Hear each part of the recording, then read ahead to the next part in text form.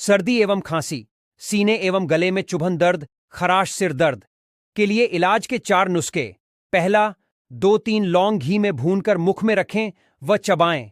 दूसरा, 1-2 ग्राम पीपली में सेंधा नमक मिलाकर गुनगुने पानी से दिन में 2 बार दें। तीसरा, पीपली एवं सौंठ चूर्ण 5 ग्राम बराबर मात्रा में शहद के साथ दिन में 2 बार चटाएं। डाइकिस। चौथा, ये गुलबनकशा, काली मिर्च, सौंफ, यूकेलिप्टिस, तुलसी के पत्ते काढ़ा बनाकर चाय की तरह पिएं।